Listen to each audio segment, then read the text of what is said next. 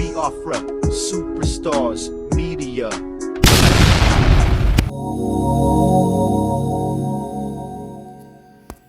Like I said, take a look at what happened.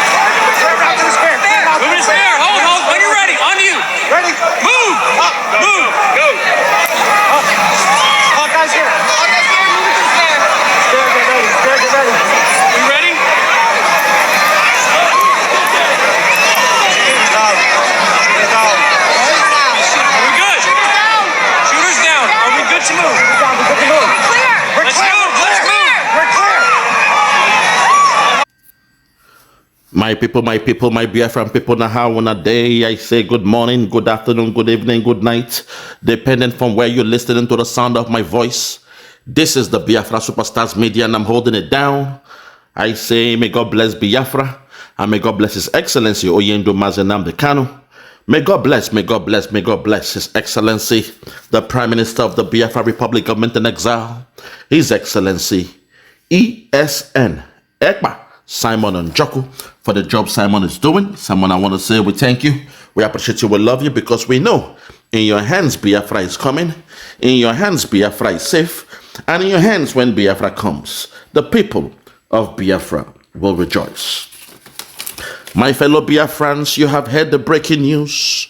You have seen what happened to the man they call the great Donald Trump while he was on a rally in Pennsylvania. Someone tried to take him out. As you can see, this is the more reason why we, the Biafrans, must protect our Prime Minister, Mazi Ekpa Simon Njoko, and our leader, Oyendo NNAMDI KANU, by enemies. We must protect them zealously. We must know that the task that they've embarked on is not an easy one. The enemies will not lay low. The enemies will not stand idle. When they see that freedom is coming to your people, when they see that the time has come, when they see we are in the 11th hour to get the freedom, they will try the unthinkable. For so many a time, our Prime Minister, Mazi Simon Ekpa, has been telling us how people coming all the way from Finland, coming to his neighborhood, trying to bombard him, trying to take him out. They've been sending suicide bombers to Mazi Ekpa Simon Njoko in Finland. And we all smile about it. We think he's just joking. We think he's just speaking about it. But today, this is a prime example of what can happen when you don't protect your own. This is a very good example of what they can do when you become so relaxed. When you assume that the people you are dealing with, they are human beings. When we tell you that the zoo, they are animals, you don't understand. An animal will always come up with their character. A leopard can never change the skin. It might pretend to be something else when it's well fed. But once it is threatened, once there is a reason to change, once change is coming, the leopard will go back to what it knows how to do best. America has been acting like a lawful country, a country where they observe the rule of law, a country where they believe in liberty, the right to free speech, the right to equality, and the rest of them. But for the first time, they have seen a man who is cut from a different cloth. Donald Trump is a man who comes from a different background. He's a businessman. He's a successful businessman. His parents are rich. He is a rich man as well. And he has come to change the status quo in America, the American politics. And for the first time, everyone, all the so-called critical stakeholders are shaking. And when they saw the way the man they call Joe Biden performed in the last two elections or in the debate, they knew that change was coming. And now suddenly, somebody is trying to do the unthinkable. This is why we are telling our Biafran people, we should learn from this. We are clamoring for change. We know from the 2nd of December, the complexion of Nigeria will change. The demography of Nigeria will change. Because more than 70 million people will migrate back to the Biafra land. There will be a new boundary line. There will be a new country cut out of Nigeria. The country Biafra will be there. And from the 2nd of December, will this transition start? Do not assume that the cabal, they will fold their hands. Just like they did to Nnamdi Kanu. When he told us to pray the books of Psalm, we were busy praying the books of Psalm. We were in war spirit. We were in war mode. We were ready to go and claim our land. We were ready to march towards Biafra to restore the land. And suddenly the cabal, they sent people around Nnamdi Kanu. They brought out the money from the vault. They brought out the dollars. Even though the dollars was gotten from the oil sold from the Biafra land, they still brought out the dollars to pay those around Nnamdi Kanu. Then before you knew it, because of the love for dollars, they were ready to sell out their own brother. We thank God in the case of Nnamdi Kanu, we thank God that they did not succeed in taking his life, just like in the case of Donald Trump. They did not succeed. Their plan was to take out Nnamdi Kanu in Kenya, but they could not succeed because our leader, while he was in Kenya, he made a commotion. He made the crowd to come out. People, they noticed because at the airport, our leader was shouting when they were trying to bomb rush him into a car. He was shouting, "My name is Nnamdi Kanu. My name is Nnamdi Kanu. They have come to kidnap me. They want to kill me. Nigerian government, they sent him. I am the leader of Biafra. I am the leader of IPOB. Tell my people in Nigeria they are kidnapping me. Tell them the Nigerian government, they have sent men to catch me in Kenya." And the way he was creating the commotion, the way he was shouting, people around the airport, they brought their cell phone out. They were passerbys. They heard his cry. He told them, "Go to YouTube, go to Facebook, go to social media. Tell them my name is Nnamdi Kanu. Tell them they have caught Nnamdi Kanu in Kenya. They want to kill me. Nigeria, they are behind this. Tell my people, my name is Nnamdi Kanu. I am a freedom fighter. I am the leader of IPOB." The more he shouted, the more those in Kenya that were sent to take his life, they panicked. They knew they could not do it anymore. So they called back ASSASSLNATI0N. They called Buhari government. They told them, "We cannot buy this man. The covert operation has become an overt operation." What it means is the operation they were doing in secrecy has suddenly been exposed. They have been found out. This man was very, very loud at the airport. Even though we told him to get to the car park to pick up his business guest, he was very loud. He had a thunderous voice. And passerbys, they came around to help him. They came with their cameras. They came with phones. They were videoing us. We did all we could to lie that he was a terrorist. We were shouting that he is a terrorist coming to bomb them in Kenya. But somehow some did not believe us. So we cannot buy this man, because if we buy this man and the video comes out of we manhandling him in Kenya, not only the Kenyan government will be in trouble, but your Nigerian government will not be safe. We cannot buy him in Kenya. We are sorry, but we have him with us, but we cannot buy him in Kenya. The Nigerian government became confused. They became perplexed. They didn't know how to go about it. And suddenly, the Miet Yala, they came out. And they said they wanted Nnamdi Kanu hale and hearty. They put a bounty on the head of Nnamdi Kanu. They said, "Don't hurt him. We want him hale and hearty." That was the plan B of the caliphate. Their plan A was to buy him in Kenya. And while we thought our leader was still praying the books of Psalms in the mountain, there was a rumor that Kanu said he was praying in the mountain. Although, respect to Kanu, he has come out to say he was not the one that made such statement. He didn't make such a statement.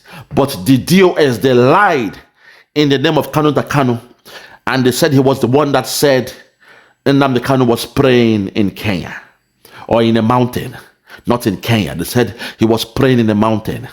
Thank God that his voice spared his life.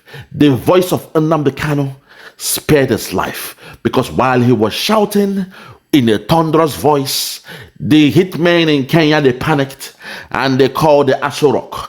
They called the Caliphate. They told them they cannot buy this man, but they had to go with the plan B. The plan B was for those who they bribed $9 million. According to the AZ, he said $9 million was paid. The plan B was for them now to get a private jet, put our leader in a private jet and sent him to Nigeria. Since the month of June 2021, we are now in July 2024. That makes it 3 years and a month that our leader Nnamdi Kanu has been languishing in jail. So do not assume for any moment that their intention was just to kidnap him. No. Their intention was to take him out in Kenya, bury him in the dirt in Kenya. But we thank God, out of sheer luck, just like in the case of Trump, out of sheer luck, you saw the bullet hit him in the ears.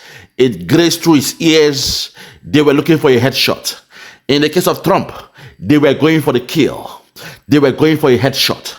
But we thank God that by the grace of God, Donald Trump lived to fight another day. He lived to tell the story. Also, my people, in rounding up, we must learn from Donald Trump. Even though he's a white man based in America, those stakeholders that want him dead, those stakeholders that wanted to silence his voice, they went all out. They paid a lone wolf to carry out this grievous act. But we thank God he lived to tell the story. So, my people, in the case of our leader, Mazi Simon Ekpa, we must learn from the mistakes of Donald Trump's.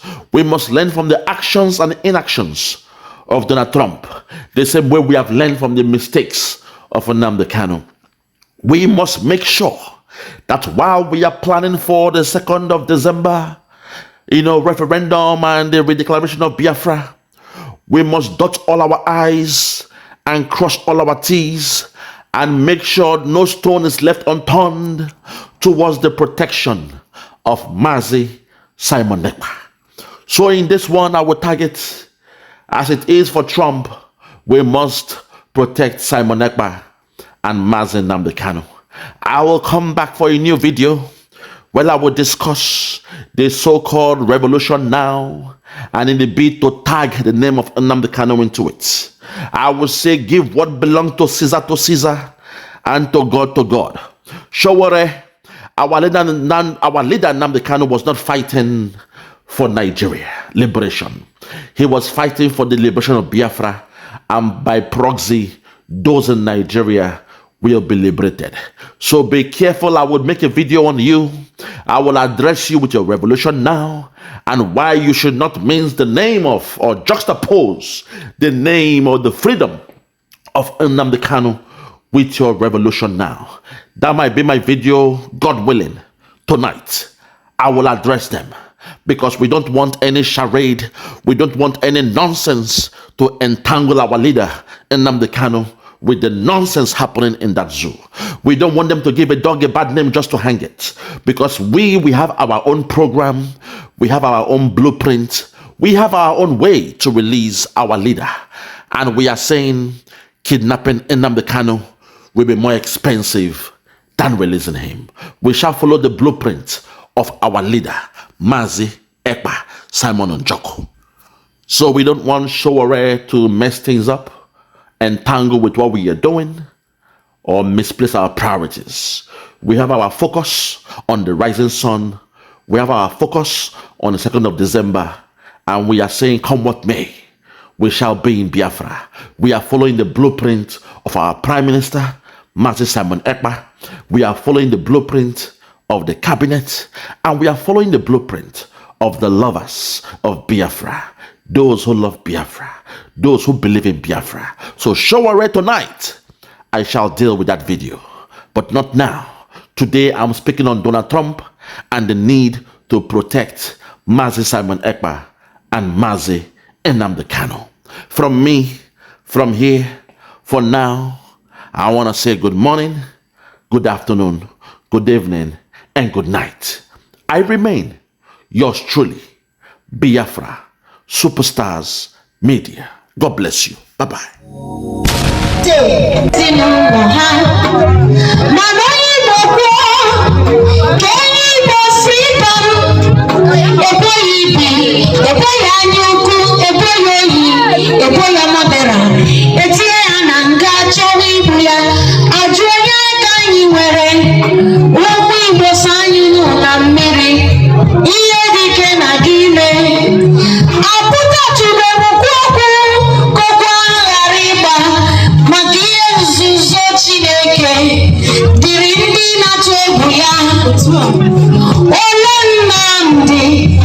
NNAMDI KANU ejere obodo oyibo kewere Simon Ekpa kpọchie ewepụ na ndị obodo oyibo kwuru sị adịghị eme ya eme.